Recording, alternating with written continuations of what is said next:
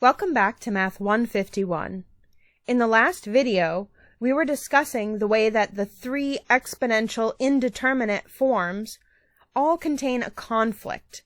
They all have a base function and a power function that are trying to push the limit in two different directions. With this in mind, let's look at the following example. We have sine raised to the cotangent, and then we let x go to 0 from the right. We apply our three-step method, which always starts with taking the natural log. Now we have the product cotangent times natural log sine. What happens to this as x goes to 0 from the right? Pause the video for a moment and think about what form this limit takes. The definition of cotangent is cosine divided by sine. As x goes to 0, cosine in the numerator is going to 1, and sine in the denominator is becoming a smaller and smaller positive number. So that means cotangent is becoming closer and closer to plus infinity. What about this other part, the ln sine x? As we just said, sine x is becoming a smaller and smaller positive number. So what will ln do with a smaller and smaller positive number? Pause the video for a moment and think about what you would put here. Here's the graph of the natural log of x. When we talk about what happens here to ln sine x, the input into ln is getting smaller and smaller towards 0 from the right. So we're talking about this part of the graph here. We have a vertical asymptote. As x is approaching 0 from the right, ln x is going to minus infinity. When sine of x is becoming a smaller and smaller positive number, when it's also approaching 0 from the right, ln sine x too goes to minus infinity.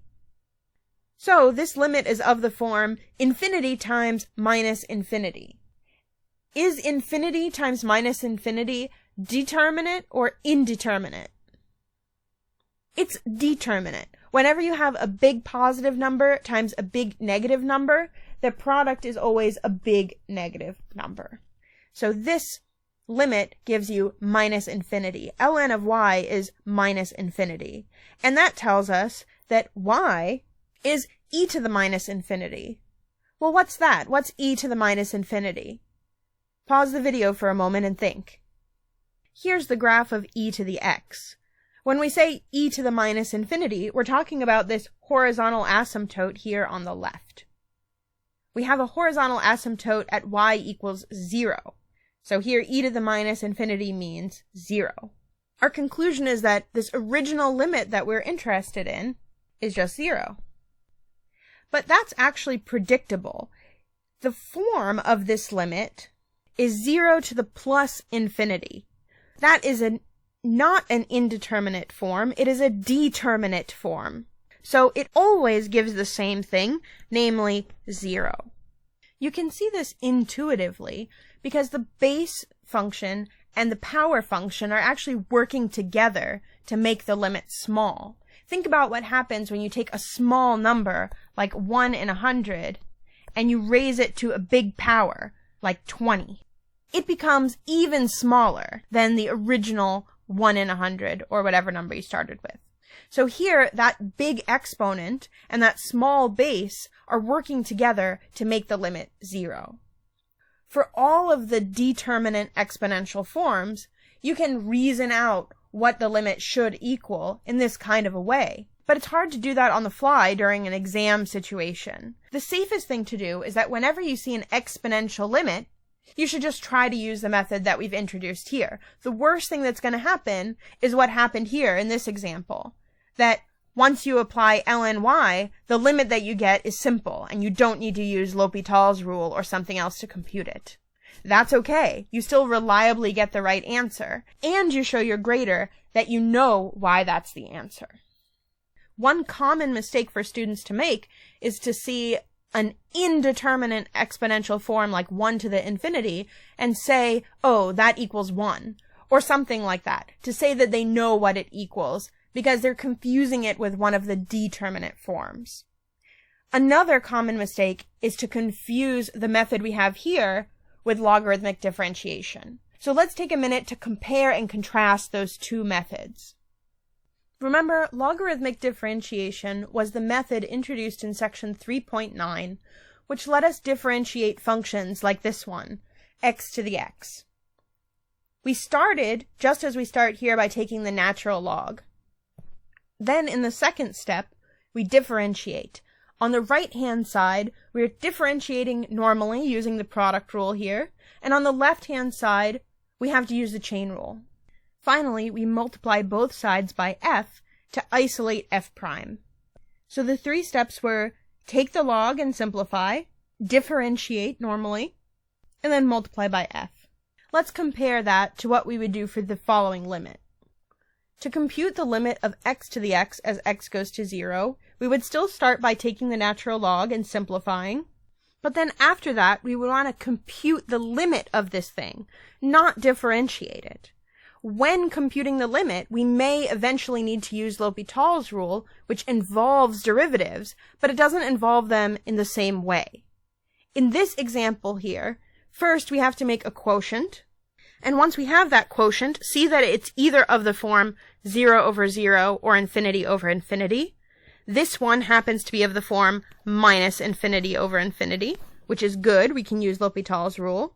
And then that application of L'Hopital's rule involves taking the derivative of the top and the derivative of the bottom, but not taking the derivative of the whole thing as a quotient, and certainly not taking the derivative of our original product. We have to use L'Hopital's rule on a quotient, and we have to do it to the numerator and the denominator separately being differentiated. Finally, we raise e to the power that we just computed. It's easy to see why students get confused. Both of these methods are useful when you're looking at something exponential with a changing base and a changing power. However, they're fundamentally different kinds of questions. You want to use logarithmic differentiation to compute a derivative. And when you do so, the second step is to differentiate. Everything is derivative-oriented. On the right-hand side, though, we're talking about a limit. It is a limit of an exponential form. The exponential form is really similar to what we have on the left side, but this is fundamentally a limit question. And in the second step here, we're computing a limit. The fact that derivatives come into play is sort of an accident because of L'Hopital's rule. The primary thing that's going on is a limit thing, so we use limit methods, including L'Hopital's rule. The last steps are also really different, but they come out naturally if you keep track of what you're doing. On the left-hand side, we wrote f, ln f, f prime divided by f, and then it was clear what to do to isolate f prime. On the right side, we wrote y and ln y, and then it was clear at the end what to do to get back to y. What are the main takeaways? First of all, you want to use this method whenever you have a limit of the following form. Also, this basic form, bx to the px, changing base and changing power, always suggests using logs. But you should match the second step of your method to the type of question. Either way, start out by taking ln, but then if the original question was about derivatives, you're going to want to take a derivative in step 2. If the original question was about a limit, you're going to want to take a limit in step 2. For more practice, see textbook example 9 and try out exercises 46 through 50, 57 and 58, and 63.